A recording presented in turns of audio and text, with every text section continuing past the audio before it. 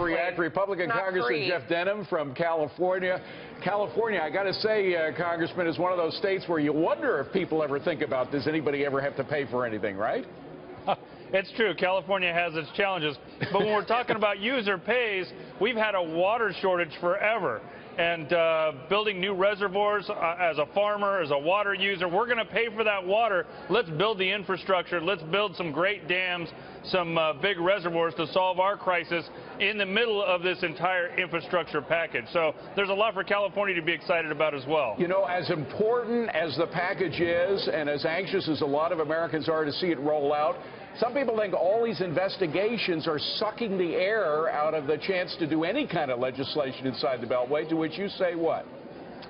You know, I would say get ready for the next year and a half. I think this is going to continue on, not with this investigation, but there's going to be a variety of other things that are happening all at once. So a number of pieces of legislation. I think there's going to be a lot of noise for the next year and a half, but it's going to be really time for Congress to get its job done and move a lot of these reforms forward. And I think when it comes to transportation and infrastructure, a big infrastructure package should be very, very bipartisan. Well, it should be, but the point is, in this environment, nothing is. I mean, you know, the president spoke to that today. He said that, look, what we're trying to do with health care is solve a problem that's hurting Americans. We want to do it with everybody involved so we get views from all corners, but we're not getting any help. Why do you think it'd be any different with infrastructure? Well, on the Transportation Infrastructure Committee, every bill that we've been pushing out has had pretty good bipartisan support. It's just one of those committees that lends itself to bipartisanship. And we're talking about creating American jobs and building American projects.